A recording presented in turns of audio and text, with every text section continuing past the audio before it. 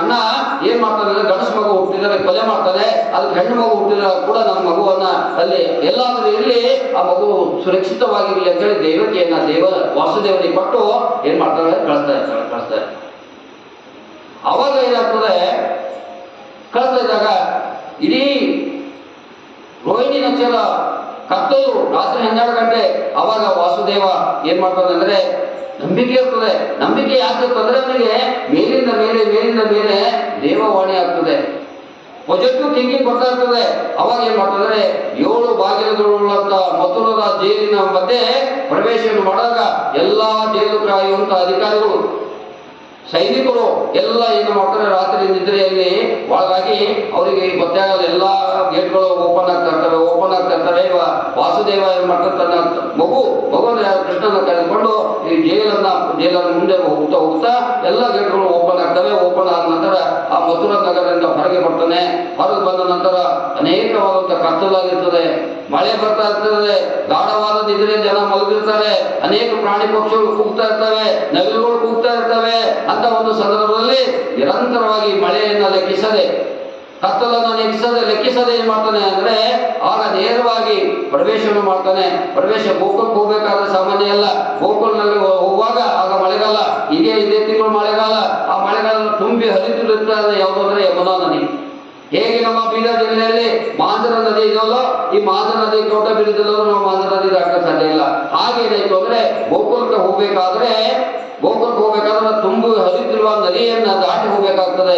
ಆಗ ದಾಟಿ ಹೋಗ್ಬೇಕು ಅಂತೇಳಿ ವಾಸುದೇವನಿಗೆ ಪ್ರಶ್ನೆ ಕಾಡ್ತದೆ.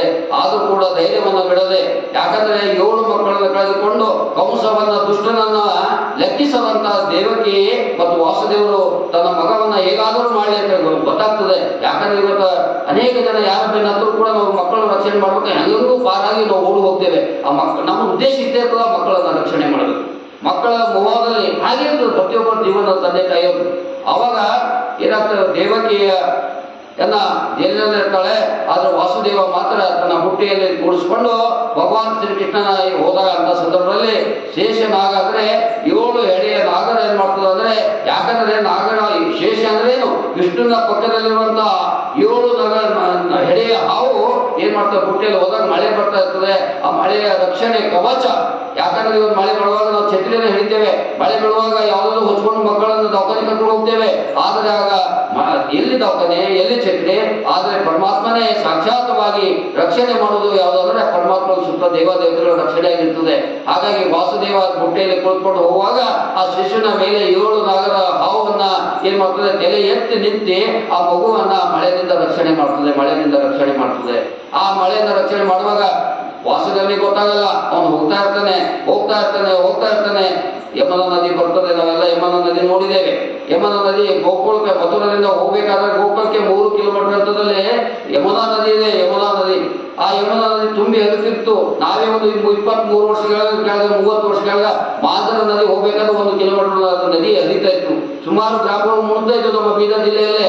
ಹಾಗೆ ಯಮುನಾ ನದಿ ತುಂಬಿ ಹರಿತಿರುವ ಅಂತ ಸಂದರ್ಭದಲ್ಲಿ ಮಳೆಯನ್ನ ಲೆಕ್ಕಿಸದೆ ವಾಸುದೇವ ಏನ್ ಮಾಡ್ತಾನೆ, ಓ ಪ್ರಭು, ನಾವು ಹೇಗೆ ಮಾಡೋದು, ಹೇಗೆ ಹೋಗೋದು ಅನ್ನೋ ವಿಚಾರವನ್ನು ಮಾಡದೆ ನೇರವಾಗಿ ಯಮುನಾ ನದಿಯ ತೀರದಲ್ಲಿ ಹೋಗಿ, ಯಮುನಾ ನದಿ ಅಂದರೆ ಯಮುನಾ ದೇವತೆಯನ್ನ ಬೇಡ್ಕೊಳ್ತಾನೆ. ಓ ಯಮುನಾ ದೇವತೆ, ಮತ್ತೆ ನಾನು ಕೃಷ್ಣನನ್ನ, ನನ್ನ ಮಗುವನ್ನ ತೆಗೆದುಕೊಂಡು ನಾನು ಗೋಕುಲಕ್ಕೆ ಹೋಗ್ಬೇಕಾಗಿದೆ. ಆವಾಗ ಏನ್ ಮಾಡೋದು ನೀನು ಅಂತಂದ್ರೆ, ನನಗೆ ದಾರಿಯನ್ನು ಬಿಡು ಅಂತೇಳಿ ಪ್ರಾರ್ಥನೆಯನ್ನು ಮಾಡ್ಕೋತಾನೆ. ಯಾರು ಅಂದ್ರೆ ವಾಸುದೇವ.